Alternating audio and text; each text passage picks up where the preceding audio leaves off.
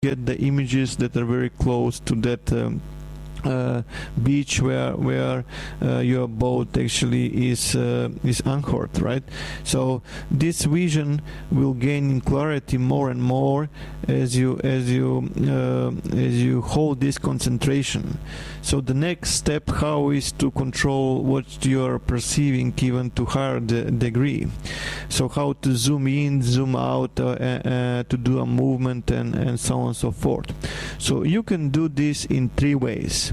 Way number 1, you can pull the image on the mental screen towards yourself, which is in the center of the head in this particular moment in your consciousness. You can push your essence towards the mental screen, the image on the mental screen, or you can pull the image towards you and push yourself towards the image. Whatever is going to be applied from this dynamic, you're going to experience a shift in the perception again, and you will start to zoom in more into what you are observing. So there is a third system that we are talking about, and this third system is related to this. You will soon notice that if you pull the image towards yourself, you push yourself towards the image, or you pull the image towards you and push yourself towards the image in the same time, you will experience a shift in your perception. You will zoom in, but you will notice that as soon as you apply stronger force into this, and the mental mental power is bigger, you start to experience a zooming sound. So this zooming sound is actually something that is called Kundalini energy. It's usually accompanied by the buzzing sound in your ears, and that's when you start to lose the sense of your physical body. You start to observe certain like a darkish blue light everywhere, and the light coming from your spinal cord, bottom of your spinal cord and up, and sometimes this can be also from the feet till the head. It's depending from the genetics of a certain individual. Many people describe the awakening or rising of the Kundalini energy from the basic chakra towards the 7th chakra, but also many people are experiencing awakening from the feet point straight towards the head. It does not necessarily mean that if the people that are releasing the Kundalini energy from the feet point, they are less involved from the people that are awakening this Kundalini energy from the base center towards the head center.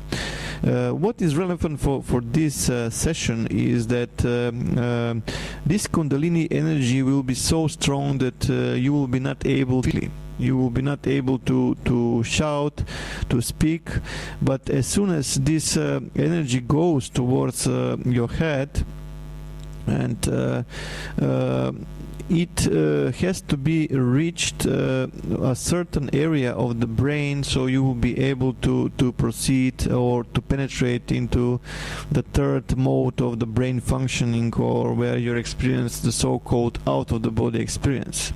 So just for the information purposes, inside the spinal cord there is a fluid which is called the cerebrospinal fluid, and this cerebrospinal fluid, when the Kundalini energy awakes, it starts to agitate, it starts to move. So as the energy moves up through the spinal cord, through the chakras, it shifts it produces altered state of consciousness. When it hits the brain, it hits the both hemisphere and the rest of the brain, but mostly it reaches an area known as right angular gyrus. So this right angular gyrus is located in the right hemisphere of the brain, and it is responsible for the out of the body experience. So they found this accidentally when they were treating certain people that had experiences epilepsy problems, and when they started to put electrodes in that area, every time the small electrical current was introduced, the people started to experience that they had been elongated, that they perceiving their own biological body from the ceiling, from a different angle, and so on and so forth. And it's happened to everyone that this has done. So as soon as this Kundalini energy is awakened, we start to experience a certain like a darkening of the vision, like we are penetrating through some kind of liquid surface, and as soon as we penetrate through this liquid surface, we are actually directly penetrate into this part of the world, which means from now on we have lost the connection with the biological body. So before this stage, in the parapsychology or the psionics, if you like, it is the procedure was providing what is known as remote viewing. So when the Kundalini energy awakened and we went from the second system into the third system, that's where the remote viewing had stopped and the astral projection had begun, because as soon as we were doing the remote viewing and observing all those places around the world, we were still inside the biological body and not completely out of it. But when we entered actually the third system, we actually went through the gate, astral gate, and we separate from the physical body, and we are free to observe the surrounding area and to fly and to communicate telepathically and many other wonderful things out there, right? So one of the sensations about the astral projection is the speed. When a person gets very good into the astral projection, I will just say this: just one astral flight 2 meters above the ocean surface with a speed higher than 700 kilometers per hour, or just lifting up through the atmosphere and seeing our planet from above, it will give you the impression what I was missing all my life. This is among the most beautiful things that people can experience if they understand the proper dynamic and how to do it.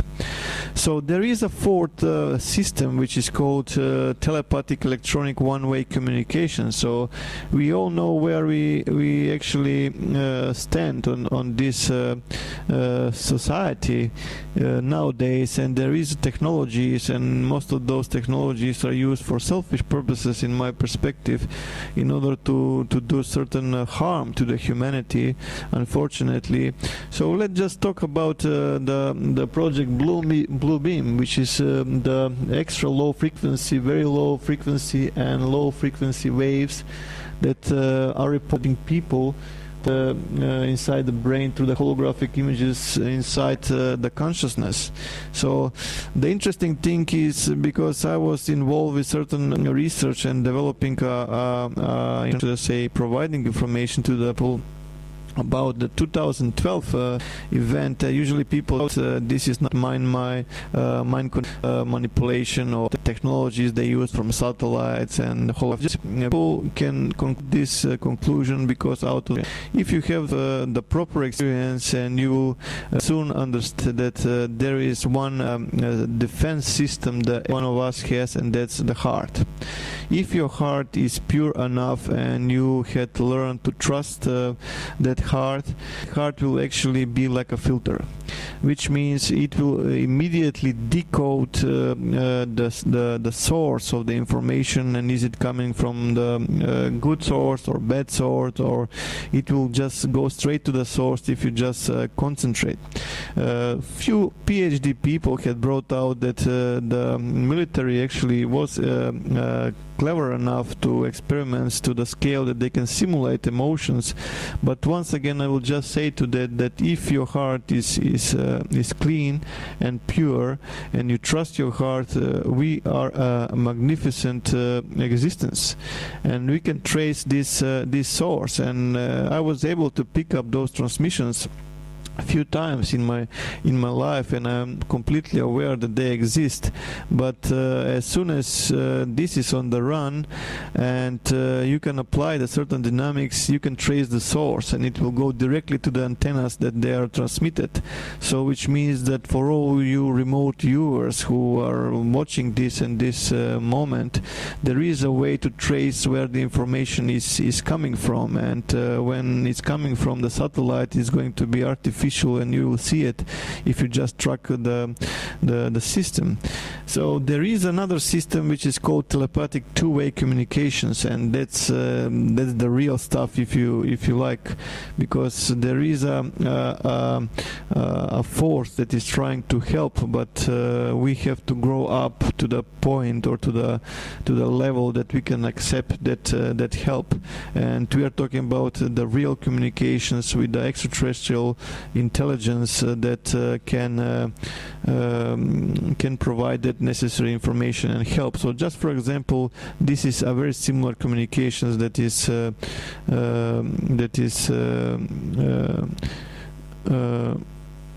capable of doing this. So for my perspective is that many people try to